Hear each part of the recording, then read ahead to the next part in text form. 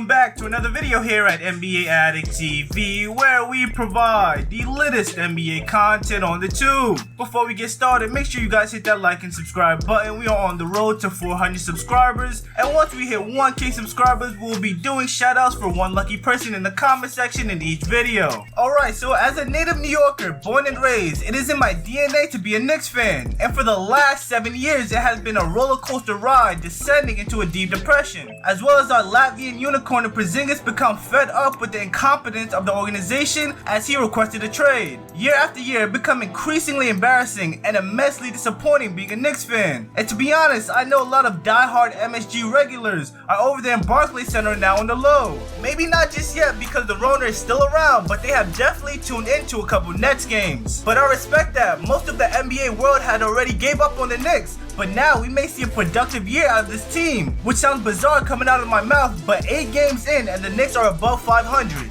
Yes, I said it, above 500, and they look exceptionally well on the court. The Knicks are currently 5-3 and sit at the 5th spot in the Eastern Conference. Tom Thibodeau has this team playing extremely hard. Last night, they played against the Utah Jazz, and with 7 minutes and 46 seconds left, the Knicks were down 44-26 in the second quarter, and still somehow came out with the win. Listen, I have my concerns about the Utah Jazz, but we're gonna save that for another video. The Knicks were exciting to watch as they closed out the Utah Jazz in style. Julius Randle was setting some big body screens leading to an efficient pick and roll down the stretch. Whether it be with Alfred Payton or Austin Rivers, the Knicks guards was getting buckets on this Utah team. Last year, we questioned the effort this team was giving on a nightly basis. Now that is no longer a factor. The Knicks are a productive team now simply because of the effort they give, and that was on full display last night. Randle finished with 30 points, 16 rebounds and 7 assists on 10 of 26 field goal shooting, and he was a plus 25 on the floor. Alfred Payton was also a bright spot for the Knicks as he finished the game with an efficient 22 points, 8 assists on 10 of 15 field goal shooting and only 1 turnover.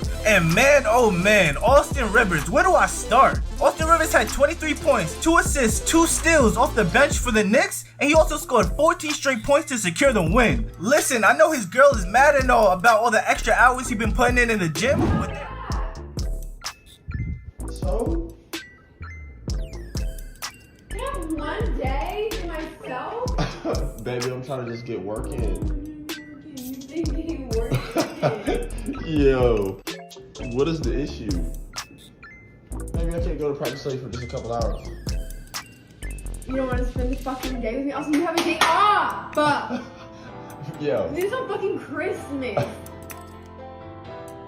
but they are definitely paying off. Tom Thibodeau has this team playing the best defense they had in the last 8 years. They have a defensive rating of 106.7, which makes them a top 10 defense in the NBA. Sounds a bit too good to be true, right?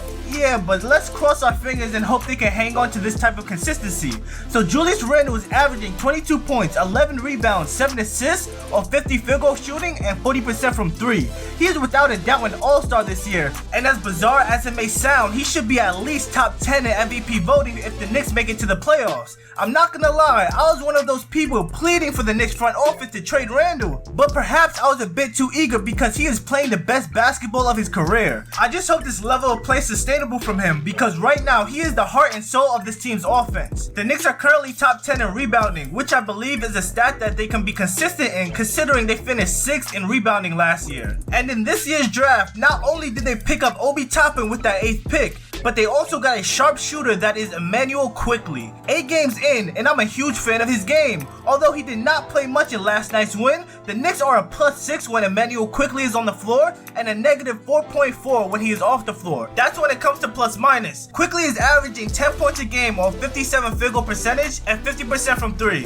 Alec Burke is still working on coming back from his ankle injury, but in the 3 games he did play, he is averaging 20 points on 53 field goal percentage and 66% from 3. I am proud to say that the Knicks are headed in the right direction, and I'm happy to see that they got rid of Taj Gibson this offseason and gave Mitchell Robinson the start at the center position. RJ Barrett is growing day by day and is constantly showing his star potential on a nightly basis, and Tom Thibodeau has not held back on the minutes he's giving RJ as he's up to 38 minutes a game. RJ is now averaging 18 points a game on 40 field goal percentage and 33% from 3. He did struggle scoring last night as he only had 10 points and 5 rebounds on 4 of 14 field goal shooting, but there is no doubt he will continue to develop his skills throughout the season. And if we can see a more consistent RJ, he will continue to elevate this team to another level. Alright, so far in the season, the best lineup for the Knicks consists of Austin Rivers, Julius Randle, Emmanuel Quickly, RJ Barrett, and Kevin Knox. They are a plus 11 while on the floor together. This lineup also makes the most amount of threes as well as the most field goals. But where the Knicks need to improve is the turnover category. They average the third most amount of turnovers in the league. The Knicks are also 27th in the league in assists as a team, so they definitely could work on their ball movement.